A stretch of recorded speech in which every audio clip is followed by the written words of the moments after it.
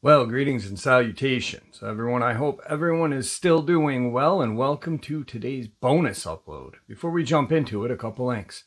As many of you know, I rely on Patreon, PayPal, channel membership, and the merch to help the channel to continue to grow and go. Links to Patreon, PayPal, and channel membership is in the description below. Merch displayed directly under the video. Also, Dogman Frightening Encounters, Volume 1 through 3, the audiobook versions. They were written and researched by Tom Lyons, narrated and produced by me, Jeff Nadolny. Those audiobooks are available on Audible, Amazon, and iTunes, links to which are also in the description as well. And finally, last but definitely not least, if you'd really like to help support the channel to continue to grow and go, simply subscribe. It doesn't cost a cent. Click the like button, takes half a second. If you don't want to miss out on any of the informative uploads I put out daily, click that bell icon, and folks, please leave a comment. Why? Well, because all these things really do help the channel to continue to grow and go. And folks, they really do matter. Now, everyone, I have taken far too much of your time. Let's jump in to today's bonus, shall we? Today's first encounter. We live out in the boonies along a bayou in southern Louisiana. Back in September 21st of 2010, about 8:30 p.m., our daughter had been asleep for roughly 30 minutes. My wife and I heard tapping from the front of the house on a window. The sound was howl sounding because the windows are double paned to help with insulation. The tapping was rhythmic and was heard 4 times. My wife and I looked at each other like, what was that? Did you hear it? We have motion sensors around our house, and not one was tripped.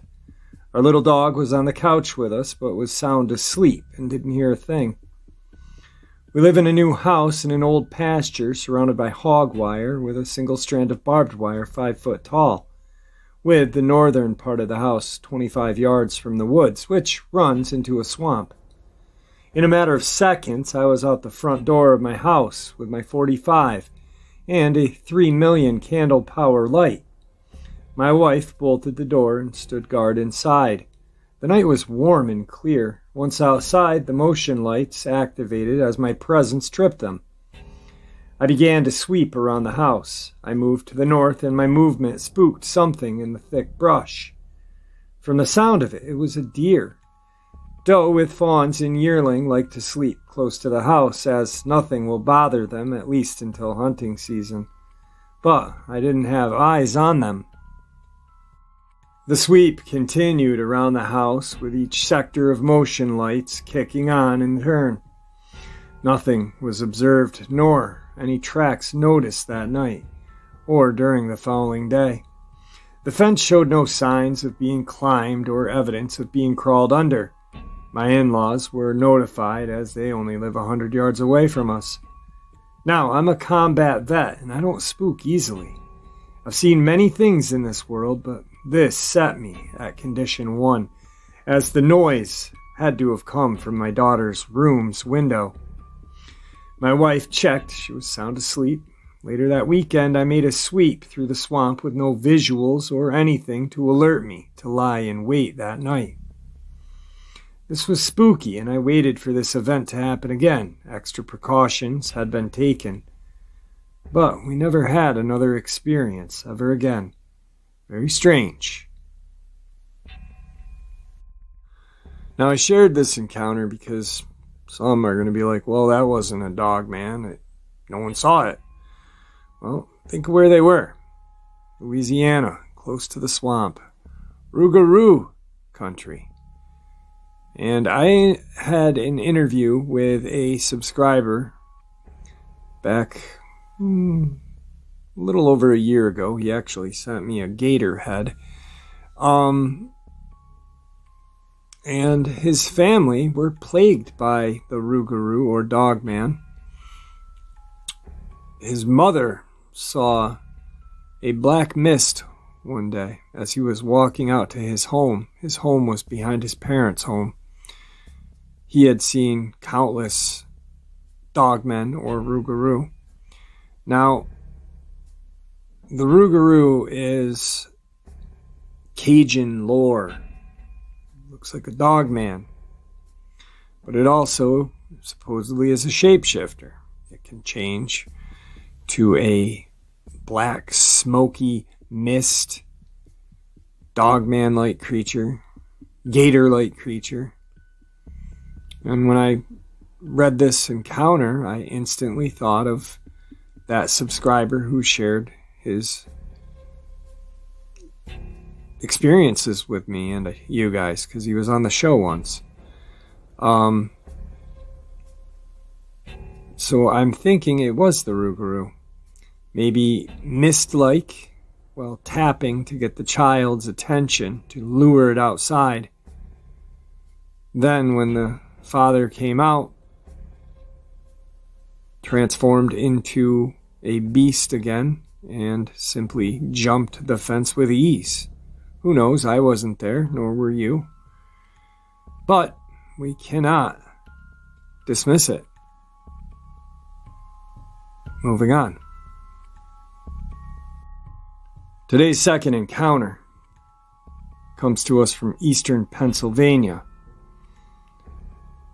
Late summer of '75, my cooking of dinner was suddenly interrupted by someone pounding frantically on my front door, screaming my name at the top of their lungs. My husband, who was in the basement at the time, started shouting, "What's all the ruckus about?"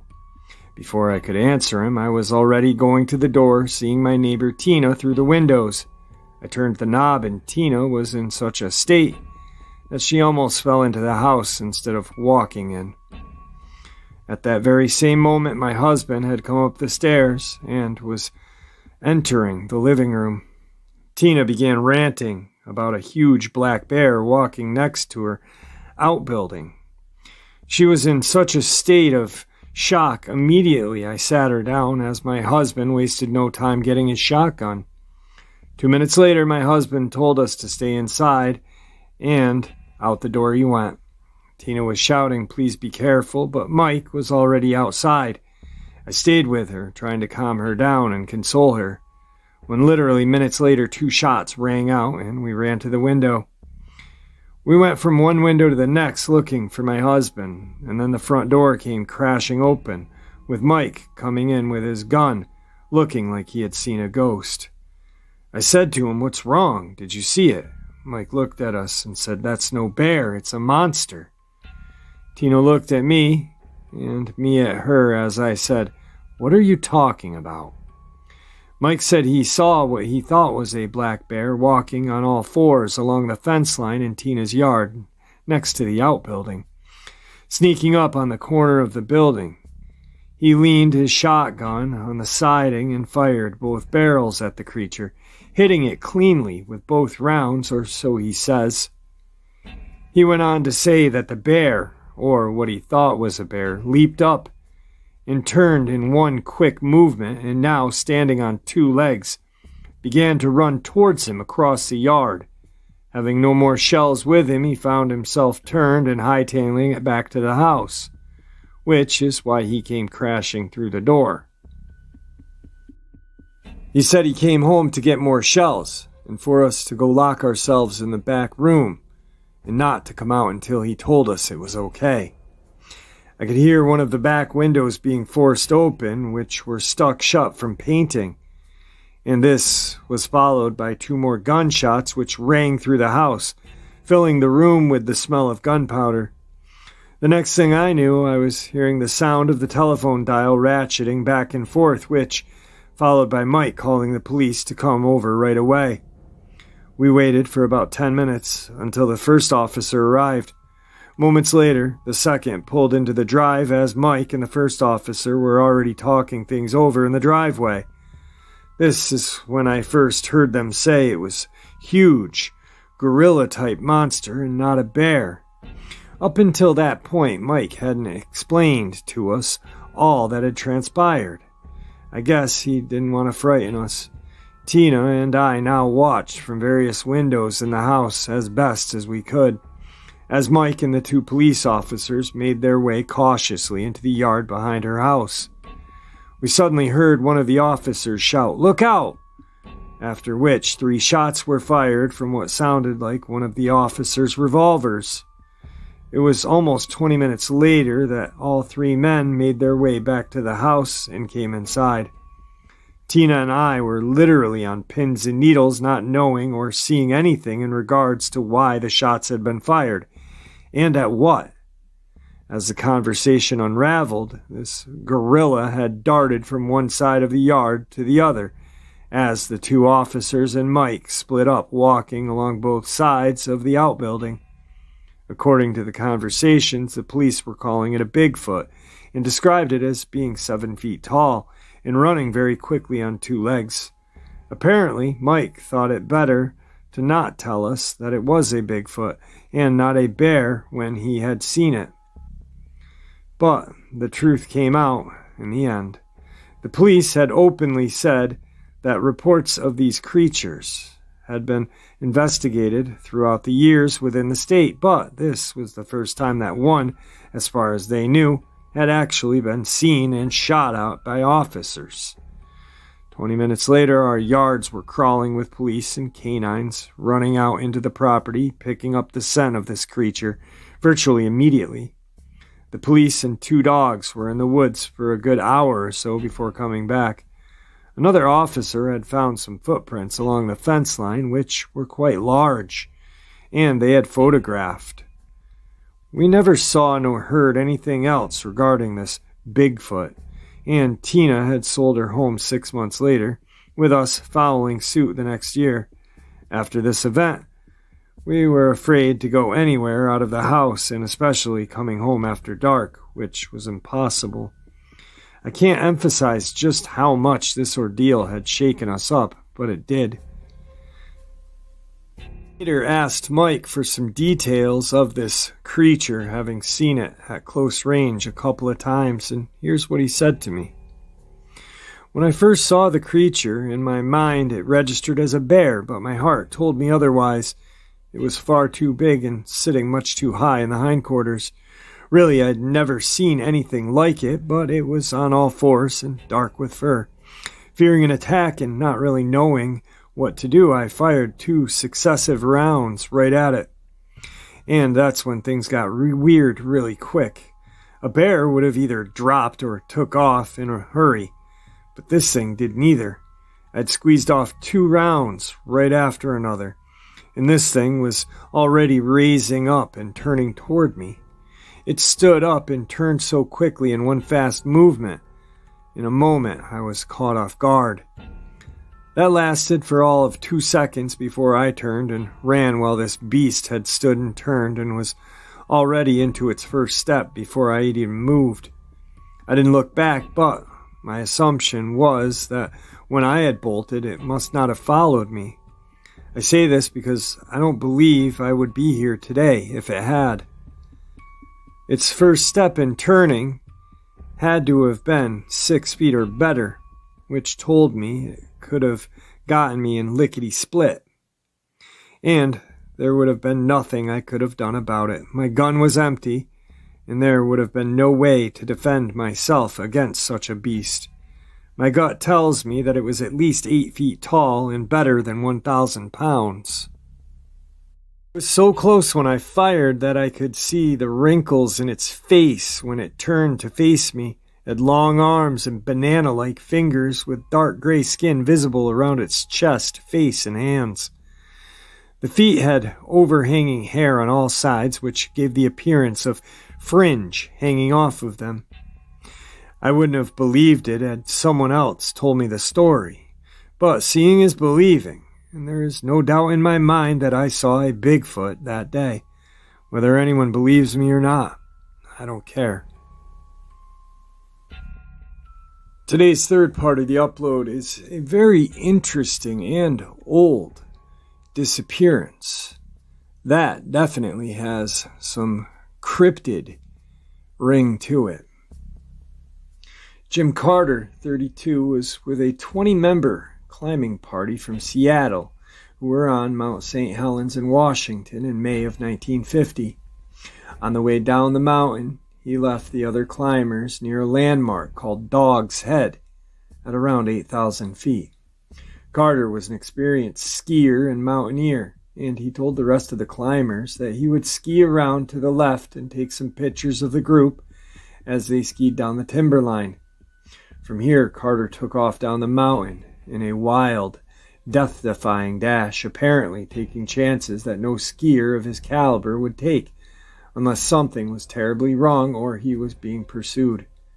He apparently jumped over 2 or 3 large crevices and was going like a devil down the slope, seemingly frightened of something. That was the last time anyone saw Carter alive. Was his disappearance linked to the famous giant ape attack of 1924? Despite the large search of the area for weeks by experienced search and rescue teams, no trace of Carter was found. Only a discarded film box at the point where he had taken a picture was discovered. When Carter's tracks reached the steep side of Ape Canyon, the searchers were amazed to see that Carter had been in such a hurry that he went right down the steep canyon walls, but they didn't find him at the bottom of the canyon as they expected. The tracks were traced by plane again towards Eagle Creek Ranger Station before they disappeared into the complete wilderness. Carter's complete disappearance is an unsolved mystery to this day, declares Bob Lee, a member of the Seattle Mountain Search and Rescue Unit who was involved in the operation to find Carter.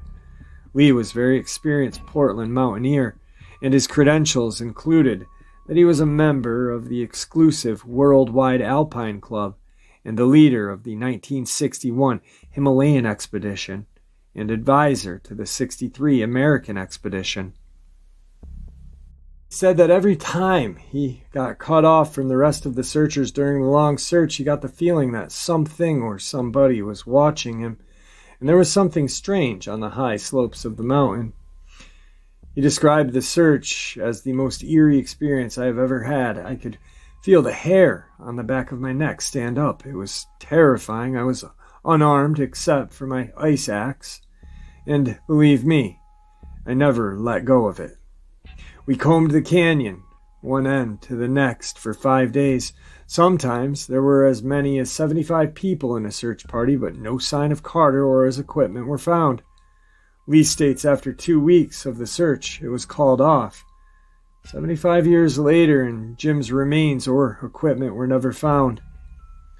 Ape Canyon is a gorge along the edge of the Plains of Abraham, on the southeast shoulder of Mount St. Helens in the state of Washington. The gorge narrows to a close as 8 feet at one point. Ape Canyon was heavily impacted by the 1980 eruption of Mount St. Helens, and it is near the steep rocky canyon as the present Ape Canyon Trail. On the south side of the mountain is another feature named Ape Cave. The canyon was reported the site of a violent encounter in 1924 between a group of miners and with several ape men or Sasquatch in 1924. An event later incorporated into a Bigfoot folklore. These allegations were reported in July 16, 1924 issue of the Oregonian. Fred Beck, Gabe Lefebvre, John Preston, Marion Smith, and Smith's son Roy described coming upon a gorilla man near where they built a small cabin for their gold mining trips. They claimed they were 8 miles from Spirit Lake when they encountered 4 of these giant creatures moving through the forest, erect, human-like strides. They're covered with long black hair. Their ears are about 4 inches long and 6 straight up. They have 4 toes, short and stubby. The witnesses estimated each animal to weigh 400 pounds. Scared witless by these creatures, Fred Beck, or one of his companions, fired his rifle at one of them and struck it 3 times. The wounded creature then fell off a cliff, but that was not the end. That night, the men woke up when huge stones began to hit the outside of the cabin. Then they heard and felt giant bodies slamming against the walls and the door before tearing a hole in the roof, allowing them to target Beck. 2 of the rocks struck Beck, one of them rendering him unconscious for 2 hours. Finally, after an uncomfortable and frightening night in the cabin, the sun rose and the attackers disappeared. The men ran for their lives. Rangers J.H. Huffman and William Walsh hiked into the forest with Beck, who took them to the cliff where he said the wounded ape creature was shot. They found nothing. They then continued on to the cabin, and Beck pointed out large stones that had been used in the attack. Huffman and Walsh weren't impressed, concluding that the gold prospectors had probably placed the large stones there themselves and faked the story. An Oregonian reporter asked the Rangers about the 14-inch long footprints found near the cabin. They responded that they believed the gold prospectors had made them themselves. But friends of the men reported they believed the story and that they actually saw something which they cannot explain. William Halliday, the director of the Western Speleological Survey, claimed that in his 1983 pamphlet, Ape Cave and the Mount St. Helens Apes, that the miners' attackers were actually local youths. Until the eruption of Mount St. Helens, counselors from the YMCA camp on the nearby Spirit Lake brought hikers to the canyon's edge and related the tradition that the 1924 incident was actually the result of young campers throwing light pumice stones into the canyon, not realizing there were miners at the bottom. Looking up, the miners would have only seen dark, moonlit figures throwing stones at their cabin. The narrow walls of the canyon would have served as a distort the voices of the YMCA campers enough to frighten the men below. Did anyone catch what I caught in that story? Because I think there was some misidentification in that story, and if you go back and listen or remember, the description of what these ape-like creatures. Now, it's kind of strange that there's Ape Cave, Ape Canyon, but then there is Dog Head. It's kind of strange right there, but the description of the creature is even more baffling and almost sounds like a dogman or werewolf to me. They are covered with long black fur. Their ears are about 4 inches long and sticking straight up. They have 4 toes, short and stubby. The witnesses estimated each animal to weigh 400 pounds. That sounds more like a werewolf or dogman than a Sasquatch to me. How about you guys? Today's final encounter comes to us from the great state of Nebraska. My family was born and bred as farmers, generationally going back 150 years in this great state. We have land holdings that reach far and wide, growing both corn and soybean, and I've been a part of it for some 55 years to the date. My 2 sons, who were at the time 11 and 14, had come home after riding their 4-wheelers through the fields. The 2 of them had come busting through the back door, screaming and jabbering one over the other about having seen some type of creature in the standing corn. Now, the field of which they were speaking had not been turned under as of yet, so it was comprised of standing, dried-out corn stalk, and they were talking about hundreds of acres of standing stalk. After I'd calmed them down, I asked my oldest to tell me what had happened. He said that he and his brother were riding through the southeast field when this huge dog emerged from the corn ahead of them. The 2 of them had backed off the throttle as this creature was facing them at about 50 yards distance, hunched down on its front paws, with its fangs exposed and snarling. He then went on to say that the dog's eyes in broad daylight were glowing bright red and twinkling. I looked at the 2 of them, knowing that they were good boys and not prone to lying or spinning tales, and they were both visibly shook up about what they had seen. It was then my youngest, who was a real jabberjaw of the 2, started to chime in, saying how big it was. He said its hindquarters were hunched down, and it was a good 4 feet to the ground, and its body was about 20 inches wide. Now, we have nothing in the area which can remotely fit this description.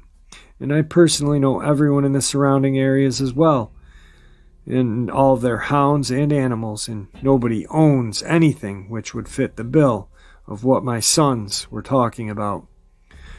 During the week which followed, I was extremely busy doing much needed maintenance around the farm and on the equipment, as well as a lot of paperwork. But even in my business, I'd realized the boys hadn't fired up their four-wheelers once, and this was their passion, in particular this time of year.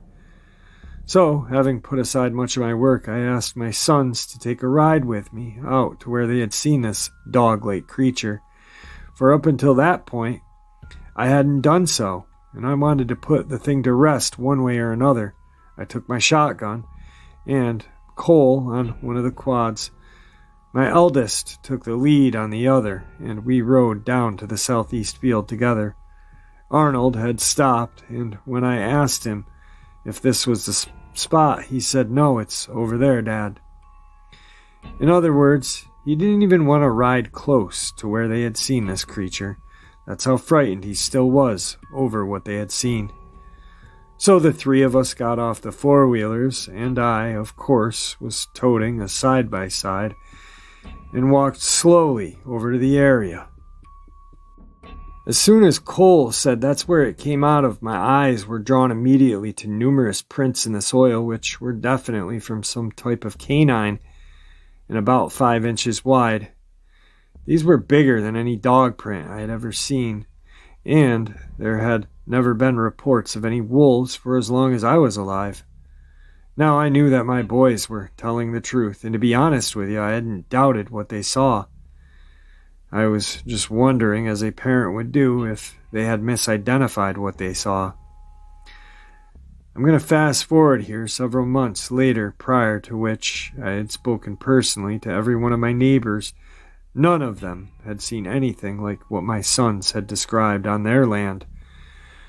All of these men, by the way, were regularly out on their properties in tractors and trucks taking care of their business.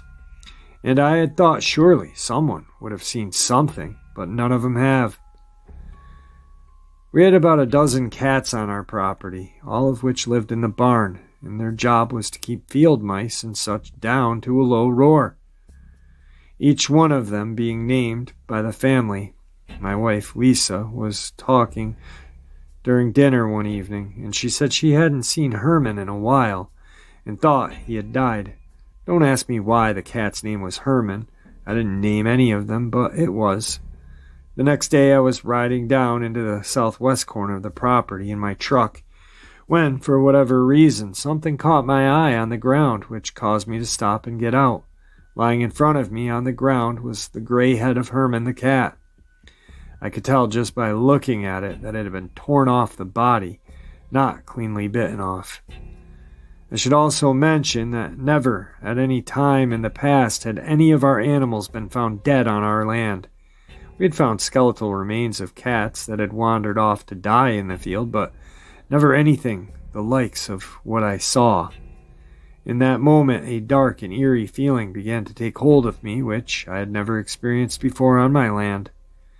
I began to feel like I was being watched, and I became very uncomfortable. I went back to the house and told no one about my finding. Days later, while working in the barn, my wife came out and said, "Honey, is everything okay? You haven't been yourself lately." At that point, I told her what I had seen. 4 days later, after the sun had long been set for the day, my shepherd began to bark as I walked to the back door and opened it. There was very unusual behavior for my dog. He's going nuts. My shepherd weighed a good 125 pounds, and as I looked out, I could see him in the outline of another animal, which appeared to be another dog or a wolf running in the darkness. It was at least 3 or 4 times his size. I went inside and grabbed his leash and my gun, and everyone was asking me, "What's wrong, Daddy?" But I told them to stay inside. Arnie, being the oldest, showed his young manhood by grabbing his .22 caliber rifle, stepping out with me, which made me proud of him. The two of us, with our guns and flashlights in hand, made our way over to where I had just seen this thing dart away, and my dog would go no closer. Pulling on his leash, dragging me away from the area, I tethered my dog. Arnie and I walked over together. Once again, looking down on the ground, there was these enormous canine prints, just like the ones I had seen in the field. This was the first time in all of my years being here that I had seen any type of predator evidence on my home. For the first time in my life, I was fearing for my family's safety. Anything that big could easily kill a human or any other animal. I was scared and worried. Since now I knew that this creature was in fact coming near my home, I had decided to thaw out some venison from my meat freezer in an effort to bait and shoot the creature. I elevated the motion detector on my rear light to hopefully pick up anything further out in the yard, which had previously been angled to catch the truck pulling up. I began setting my baits. For 2 weeks, I set fresh bait intermittently, and I was sleeping in my recliner by the rear bay window facing the outside, hoping the light would come on and wake me up, which it did. It was a Thursday night, 2 in the morning, when I woke. As I gathered my thoughts, I immediately peered through the glass, and there it was. I can only describe it as a hound from hell, leaning over the meat in the dim light. Every time it lifted its head between bites, the light hit its eyes, and they were luminescent, red, and wide set. The head on this thing must have been nearly a foot wide at the back of its jaw, and its white fangs jutted up and down in its mouth. As I tried to make my way out of the recliner and grab my gun, the monster's eyes were suddenly fixed in my direction. Seconds later, it dipped its head back down to take another bite. I stood up and grabbed my gun. As soon as I grabbed it, the creature lurched its head forward and started to turn in a manner which told me that I had been found out. For whatever reason, in the heat of the moment, thinking that all my hard work would be for naught, should this thing turn and run, I shoved the barrel of my shotgun right through the pane of glass and pulled the trigger. This was strictly a point-and-shoot, all-for-nothing gamble on my part, and as the shot rang out, I saw the hindquarters of this creature lift off in the air, having been hit by my load. It jumped in kind of a gimpy movement, indicating to me that I had damaged its leg, and it moved off into the darkness. The whole household woke up by the ordeal, and we spent the entire night looking out into the backyard. Next morning, as soon as it was light enough for me to see, I walked out by the bait and saw blood on the ground. In the days and weeks to come, I was unable to locate the body of this beast, even with assistance from the neighbors. It wasn't until many months later that my friend ran across the skeleton while turning his field under and called me to come over and have a look. It was a massive skeleton of a huge canine with some of the fur still attached. It measured close to 6 feet from the tip of its snout back to its... It was enormous. I would have to say that based on the skeleton of this creature, it would have weighed several 100 pounds. None of us had any idea of what to do with it, what it was, where it came from, but we were sure this was the animal that I had shot. There was actually lead stuck in the hind leg of it, and the same leg seemed to have been damaged, more than likely by the shot. I'd never seen anything with glowing, wide-set red eyes prior to this event, nor have I since. What was this? I had no idea, but I just wanted to share it with everyone. Alright folks, I hope you all enjoyed this bonus upload as much as I enjoyed sharing it with you. I really would like to thank you all for supporting the channel. It is your support, after all, that helps the channel to continue to grow and go. And honestly, what gives people a place to share their experiences, ideas, and theories, judgment and ridicule free, just simply treated with the respect that we all deserve. Thank you. Everyone, please stay safe, happy, healthy, and ever vigilant, keeping an eye on our children, pets, family, and friends. These creatures are real. They are out there, and they are dangerous. Share this information with those you love and care about, and it may just help save their lives someday. Until next time, never stop asking questions, never stop searching for answers, and God bless.